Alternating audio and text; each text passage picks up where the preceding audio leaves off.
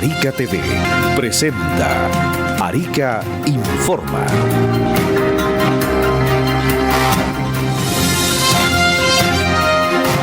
¿Qué tal? ¿Cómo están? Bienvenidos a las noticias. Gracias por acompañarnos. Le contamos que la subsecretaria de Turismo visitó el Mundial de Voleibol que se desarrolla en nuestra ciudad. Durante su visita a la región de Arica y Parinacota, la subsecretaria de Turismo, Verónica Kunze, estuvo en una jornada del circuito mundial Arica Cultura Bodyboard en la ex isla El Alacrán, siendo acompañada por el Ceremi de Economía, Fomento y Turismo, la directora regional de Senatur y el consejero regional Alejandro Díaz, quienes recorrieron junto a los organizadores del certamen los stands de la Feria de Turismo y Emprendimiento y dialogaron con el actual campeón, el francés Pierre-Louis Costes. La subsecretaria destacó el trabajo público-privado en favor del turismo y felicitó la existencia de la gobernanza turística del programa Arica Siempre Activa, que impulsa Codfo y que coordina el calendario Arica Siempre Activa Capital del Deporte 22-23, que financia el gobierno regional y el consejo regional. Los públicos no podemos hacer un desarrollo solos y los privados tampoco pueden trabajar solos. Así que todas las instancias, gobernanzas y mesas público-privadas son vitales porque unen una actividad deportiva con una patrimonial o cultural, con las playas, con el interior de la región, los parques y las reservas que existen, resaltó Verónica Kunze, quien estará hasta este viernes en la región. El campeonato Arica Cultura Bodyboard, organizado por la International Bodyboard Corporation, vivió en esta jornada la ronda número 7, ocasión en que las olas y el nivel de los riders estuvo a la altura de una justa mundial, y eso lo aplaudieron los asistentes. Y así lo reconoció Pierre-Louis Costes, que viene desde el 2007 a competir en este evento y que ya se metió en la siguiente ronda. Me siento bien y Chile es un país muy especial para la práctica del bodyboard. Arica tiene cosas atractivas para conocer y ahora aprendí que su arquitectura fue hecha por Gustave Eiffel. La competencia continuará este viernes desde las 7 de la mañana. La Comisión Regional de Justicia Penal conoció ejes y prioridades de la gestión del Ministerio de Justicia y Derechos Humanos. Encabezada por la Ceremi de Justicia y Derechos Humanos, Camila Rivera Tapia, sesionó la primera Comisión Regional de Coordinación de Justicia Penal, mesa de trabajo que tiene carácter permanente y consultivo, y su objetivo es procurar el fortalecimiento y buen funcionamiento del sistema procesal penal a través de proposiciones técnicas que faciliten su desarrollo, seguimiento y evaluación, así como la acción mancomunada de las instituciones participantes. La comisión, que sesiona cada 2 meses, está presidida por la titular de Justicia y Derechos Humanos y la integran el presidente de la Corte de Apelaciones de Arica, fiscal regional, defensor regional, general de Carabineros, prefecta de la Policía de Investigaciones, Tribunal Oral en lo Penal, Tribunal de Garantía y Colegio de Abogados de Arica. La Ceremi Camila Rivera expuso a los comisionados sobre los ejes transversales y prioridades de la gestión del Ministerio de Justicia y Derechos Humanos para esta gestión, indicando que uno de los pilares de esta administración es poder fortalecer la coordinación del sistema penal y penitenciario, donde claramente la seguridad pública juega un rol importante. La autoridad además sostuvo que nuestra hoja de ruta dice relación con una agenda integral de derechos humanos con especial enfoque territorial, una justicia asequible e inclusiva, centrada siempre en personas. Trabajaremos fuertemente en fortalecer la persecución e investigación de delitos complejos y en incorporar el enfoque de género en la justicia penal, con el fin de ir derribando brechas de desigualdad, teniendo como objetivo el fortalecimiento y proposiciones técnicas, así como coordinar y generar un trabajo mancomunado entre instituciones del sistema procesal penal y la segunda sesión de este año. Se generaron propuestas para esta gestión, teniendo como un foco permanente el acceso a la justicia y el respeto intrínseco a los derechos humanos.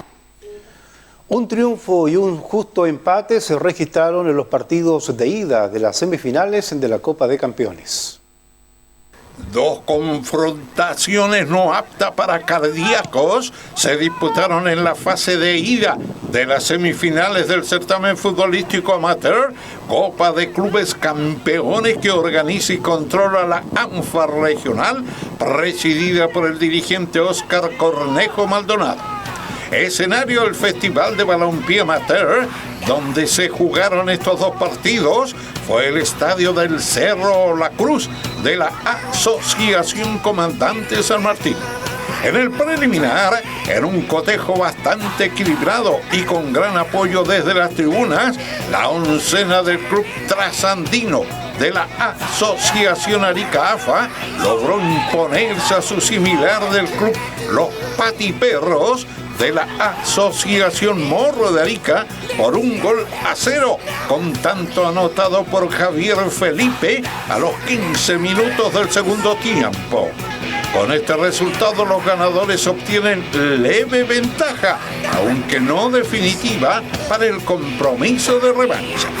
En el estelar de la jornada, Deportes O'Higgins de la Asociación Arica AFA y Deportes Concepción de la Asociación Morro no lograron superarse en el juego ni en el marcador tras un intenso accionar de comienzo a final, terminando en un justo y merecido empate a 2 goles, todos convertidos en el segundo tiempo.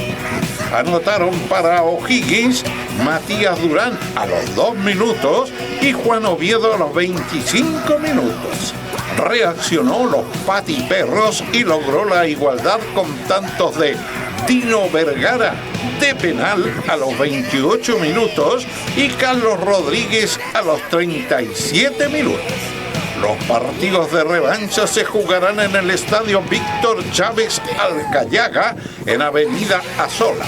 El sábado 7 desde las 16 horas, los Patiperros versus Trasandino. Y el domingo 8 desde las 10 horas, Deportes Concepción versus Deportes O'Higgins. La clasificación a la gran final tras esta fase es por puntos, por diferencia de gol o definición mediante lanzamientos penales.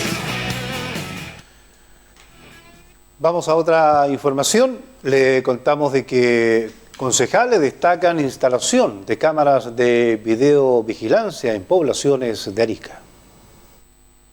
La municipalidad, con recursos del gobierno regional, instaló durante abril 11 modernos aparatos tecnológicos para mejorar la percepción de seguridad en diferentes sectores de la comuna. En la inauguración de la cámara de videovigilancia que la Dirección de Prevención y Seguridad Humana instaló en la población Villanueva Luz, el alcalde Gerardo Espíndola dijo que esta cámara es la más lejana y responde a las demandas realizadas por los vecinos y vecinas del sector norte. Esta cámara cierra un circuito de cámaras de videovigilancia que como municipalidad hemos instalado y que nos permite hacer un seguimiento de cualquier vehículo que se desplace por Capitán Ábalos y otras avenidas donde los autos corren a exceso de velocidad, manifestó la concejala Dolores Cautivo, quien celebró la incorporación de esta cámara de alta resolución, sobre todo porque esto ha sido gestionado por los vecinos y vecinas. Además, es importante considerar que para que las cámaras sean eficientes tienen que estar acompañadas de las denuncias y del trabajo de la comunidad. El concejal Jorge Moyo recordó, hace un par de años en el Consejo Municipal soñábamos con tener 200 cámaras de vigilancia en Arica y esto lo estamos cumpliendo, paso a paso. Por su alcance, resolución y por la forma que se manejan estas cámaras, mejoran la percepción de seguridad de los vecinos. El concejal Max Chauer dijo que la instalación de las cámaras es una importante ayuda para el equipo de fiscalizadores que se han conformado y recordó que de 6 saltamos a 40 inspectores municipales. Chauer también invitó a los vecinos a tomarnos las calles, porque de ellos depende que la delincuencia no se tome estos espacios públicos. Vamos a una pausa y estamos de regreso en Arica Informa.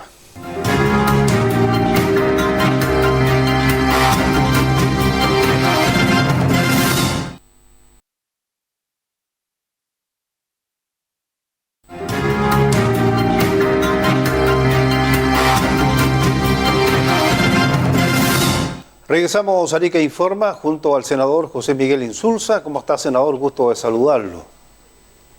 Buenas noches, ¿cómo están ustedes? ¿Qué tal? ¿Tuvo movimiento telúrico en Santiago, senador, o no? En la tarde. Sí hubo movimiento, pero la verdad es que no se sintió mucho, fíjese, la verdad es que no fue tan delicado, no fue mucho problema. No hubo tanto movimiento. Donde se ve movimiento en el Congreso, senador, tuvo una reunión con la ministra del Interior para analizar las prioridades legislativas en materia de seguridad pública, a propósito de lo ocurrido esta mañana también con el carabinero que fue asesinado, ¿cierto?, en Chillán Viejo.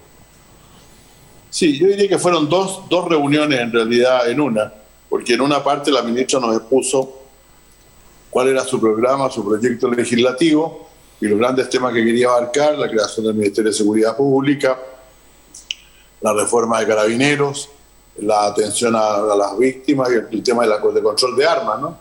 Y en esas cosas yo creo que tenemos bastante acuerdo y ahora estamos esperando simplemente los proyectos que ya nos va a enviar. Y después hubo una discusión bastante más puntual y más de ahora sobre los temas de la violencia en general y los temas de la Araucanía, en la cual participaron varios senadores más. Yo creo que realmente estamos ante esas dos situaciones. Hay una agenda legislativa, por cierto, la vamos a cumplir, pero al mismo tiempo hay una situación inmediata en el país que es complicada.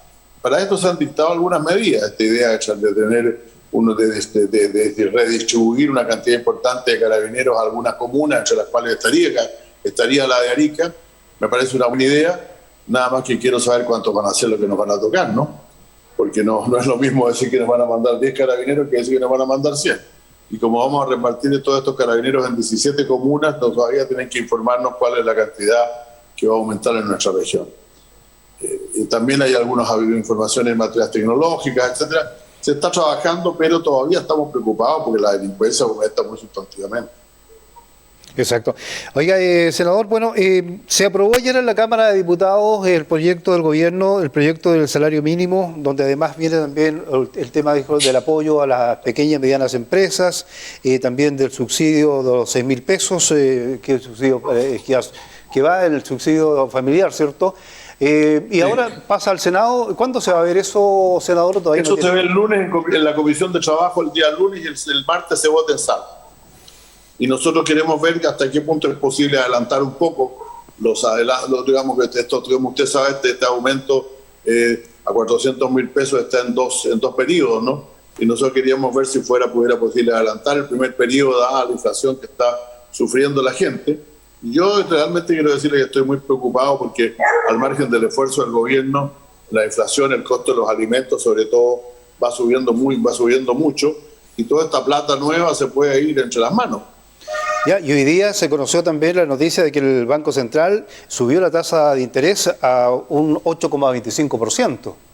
Bueno, eso que en la práctica casi es la parálisis de la economía, porque nadie a esta altura de la vida, imagínese que usted quiere invertir en poner algún negocio, no va a ir a pedir crédito a 8,25, porque está difícil, ¿no? Entonces el riesgo es ese, que por parar la inflación, que es una cosa necesaria, inmediatamente necesaria, también estemos debilitando mucho el crecimiento, porque con tasas de interés de ese monto, eso quiere decir que cuando usted llega al banco a pedir un préstamo le van a dar 9 o 10. Pues. Y yo no sé si alguien conoce, si entre los auditores conocemos a alguien que estaría dispuesto a pedir plata con 9 o 10% de interés, cuando hace un año atrás apenas era como 2,5%. Claro, esto complica un poco también para las personas que hoy día querían postular o estaban en las condiciones de poder postular a un subsidio, a una casa, ¿cierto?, un departamento. Hoy día lamentablemente queda el sueño de la casa propia para esperar nomás.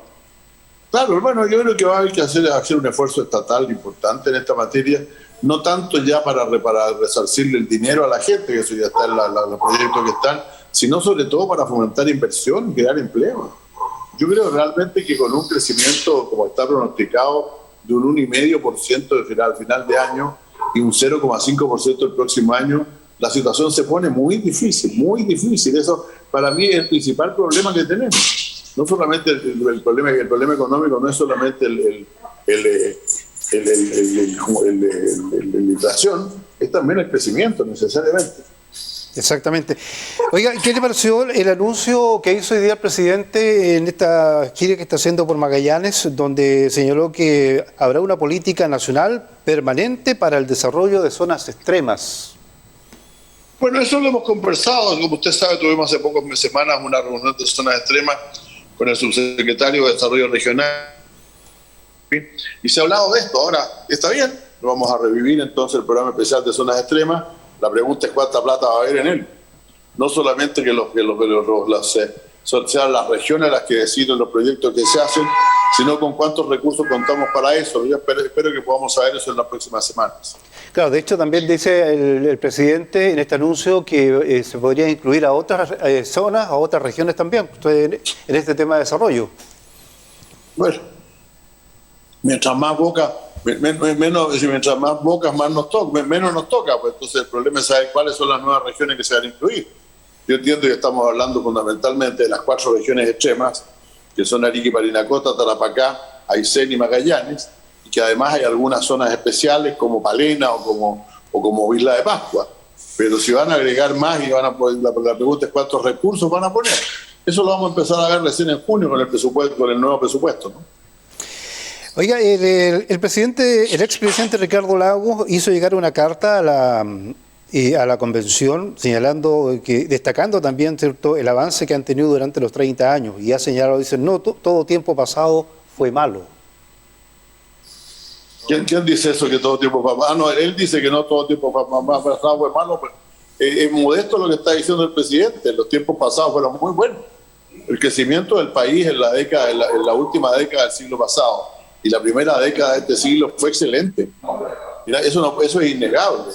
Entonces yo creo que, claro, hay muchas cosas que hoy día se olvidan, pero las disminuciones de las tasas, la mejoría en la educación, en la salud, la construcción de carreteras, todo realmente fueron excelentes momentos. Me parece muy bien que el presidente Lagos recupere eso que fue obra de su gobierno y de los gobiernos anteriores y los 2 gobiernos anteriores y el posterior a él, los 20 años estos, porque fueron grandes años para la economía chilena y la reducción de las tasas de pobreza fue sustantiva. Entonces es hora que ya se dejen de tontear con esto de los 30 años perdidos, porque eso es un egoísmo histórico completamente inaceptable. Bien, pues, senador, muchas gracias por este contacto, que esté muy bien. Muchas gracias a usted, que esté muy bien, muy amable, gracias. Ahí teníamos el contacto con el senador José Miguel Insulza. Vamos a una pausa y regresamos.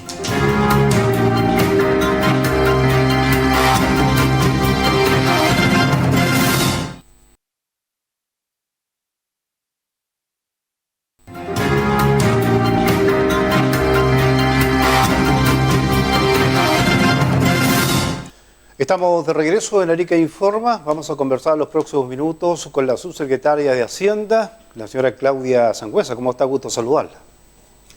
Hola, mucho gusto, don Luis. ¿Cómo está? Bastante bien. Me gustaría, subsecretaria, que conversáramos sobre este llamado que ha hecho el gobierno y especialmente que tiene que ver con la reforma tributaria que quiere impulsar y que van a comenzar, ¿cierto?, aquí en todo el país y aquí en nuestra región, estos diálogos sociales.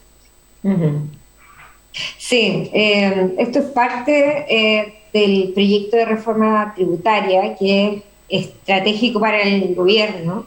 El gobierno se ha comprometido con darle un nuevo rol al Estado, tanto en el ámbito de los derechos sociales y en el ámbito del desarrollo productivo, además de enfrentar los desafíos de la crisis climática y las inequidades de distinto orden, incluidas las territoriales. Para eso, creemos que la reforma tributaria es una respuesta tributaria a los desafíos que tiene Chile hoy día, y queremos hacerlo de una manera diferente. Lo que hemos tenido en los últimos años, en los últimos 10 años, por lo menos, es muchas reformas tributarias que van y vienen dependiendo del gobierno de turno. Y eso produce inestabilidad.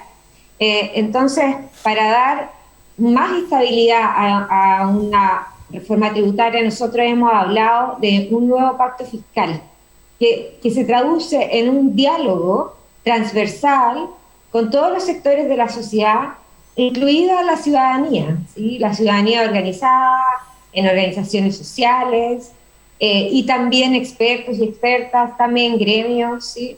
Entonces queremos hacer esta conversación de manera transversal para llegar a acuerdos sobre principios, ¿sí? Es algo que tampoco hemos conversado en las reformas tributarias anteriores, conversar acerca de, bueno, qué principios deberían estar detrás de un sistema tributario en Chile. Con eso nos referimos, por ejemplo, a la progresividad, porque la progresividad podría ser un principio, o sea, que los que más tienen contribuyen más también a las arcas fiscales, o también la simplicidad del sistema tributario, o también la equidad vertical y horizontal, o también la transparencia en el uso de los recursos. Hay distintos principios que vamos a conversar en estos encuentros y sobre los cuales queremos que gire la conversación. Además, queremos que esta reforma tributaria no sea de un grupo en particular o de este gobierno en particular, queremos que sea una política de Estado y por eso queremos también abrir esta conversación. Esto es algo que no había pasado antes y creemos que es algo necesario para que esta reforma sea exitosa y sea exitosa no solo en que sea aprobada, sino que también logre darle estabilidad a esa discusión que es necesaria tanto en términos sociales como en términos políticos y también en términos económicos. Subsecretaria, ¿cómo pueden las organizaciones sociales pueden participar de este encuentro ciudadano que se va a desarrollar este sábado en nuestra región en la Universidad de Tarapacá? Sí, nosotros hemos convocado a todos los actores a poder inscribirse en un formulario que está en la página web reformatributaria.cl. Ahí hay más información también. Están, por ejemplo, explicados todos estos principios de los cuales hablamos. Y hay otra información respecto a los impuestos, ¿cierto? Hay un diccionario. Queremos que esta sea una oportunidad también de formación tributaria en este aspecto, ¿sí?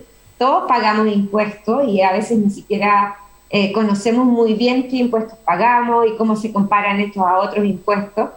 Y por eso en la página web tenemos sistematizada esa información y queremos invitarlos ahí a llenar ese formulario y asistir a los encuentros. Ahora, ¿por qué es tan importante, subsecretaria, que las organizaciones sociales, especialmente aquí en nuestra región de la ciudad de Arica, asistan a estos encuentros y por qué es importante que las personas también puedan pagar sus impuestos como corresponde? Antes quería dar el detalle, en Arica es este sábado 7 de mayo en Avenida Luis Valente Rossi, en la Universidad de Tarapacá, en la Escuela de Medicinas, y es a las 3 de la tarde, ¿sí? Correcto. Así que los esperamos de todas maneras ahí. Si no alcanzan a inscribirse, igual pueden asistir. Y ahí mismo el equipo que va a estar allá asistiendo los pueden inscribir. Es importante sí que nosotros tengamos registro de quiénes asisten, qué organización representan, ¿cierto? Para poder después sistematizar bien esa información. Es importante que sepamos, porque una de las bases de un sistema tributario es que de alguna manera todos tengamos un compromiso también con estos impuestos.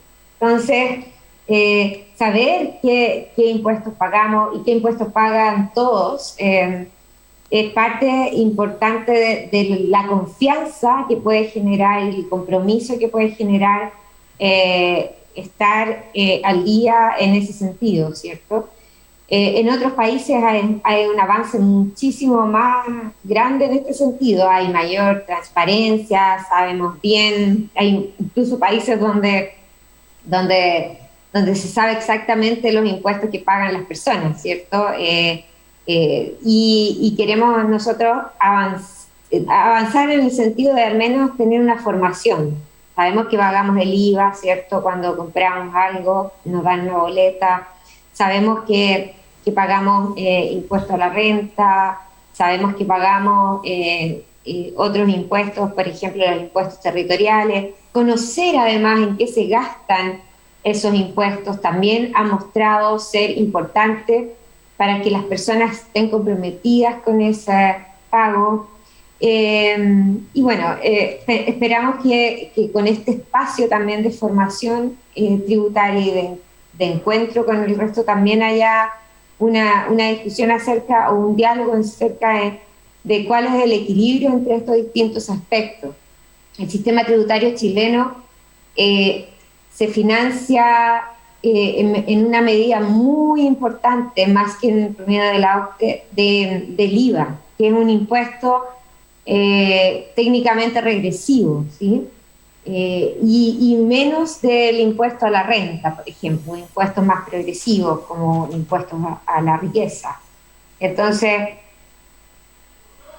estamos de acuerdo con eso como sociedad, queremos avanzar hacia otro tipo de estructura tributaria.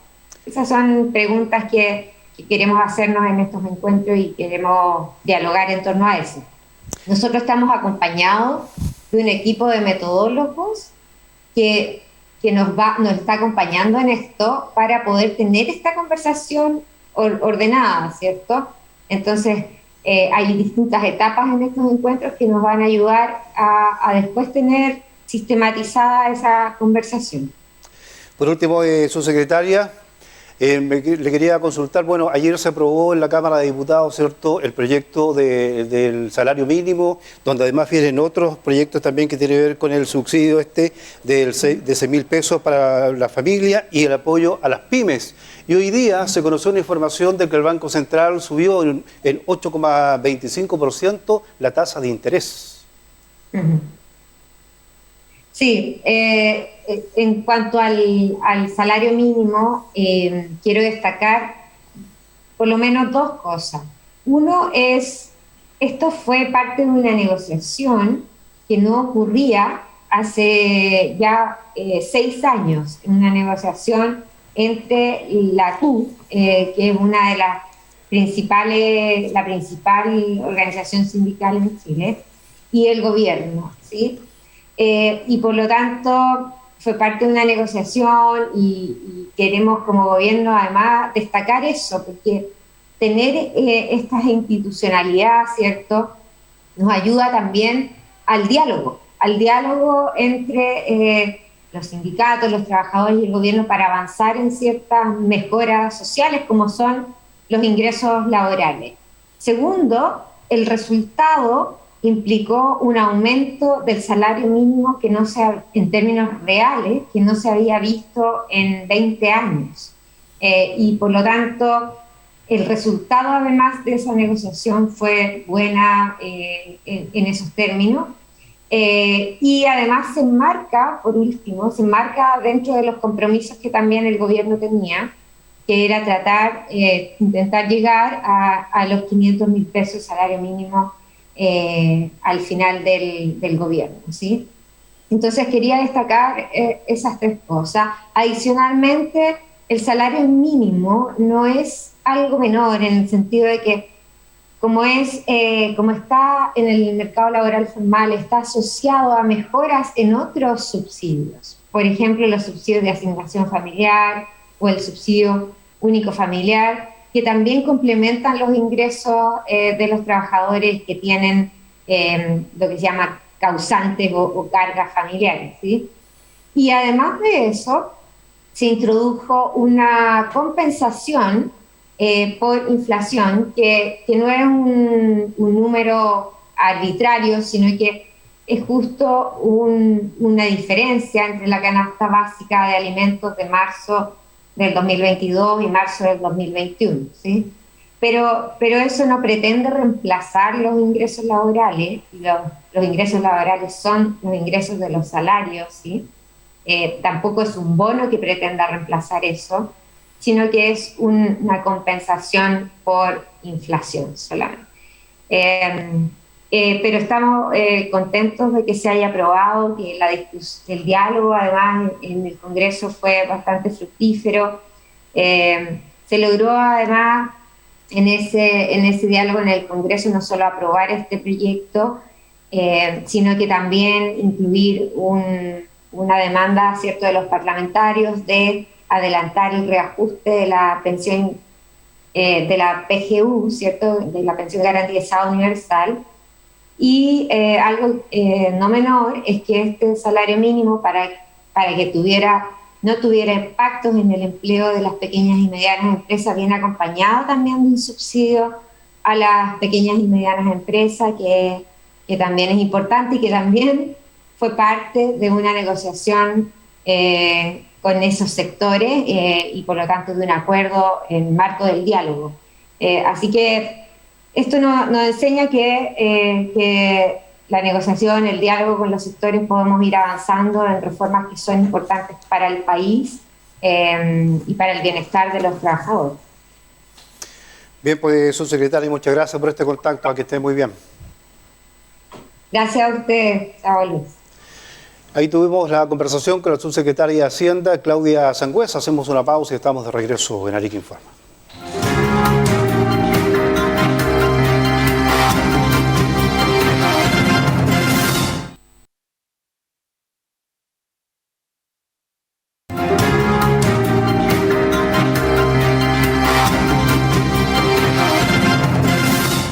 Y estamos terminando las noticias en Arica Informa. Como siempre, agradecemos haberse informado con nosotros. Quédese en nuestra sintonía, ya viene Portavoz Noticias. Que estén muy bien.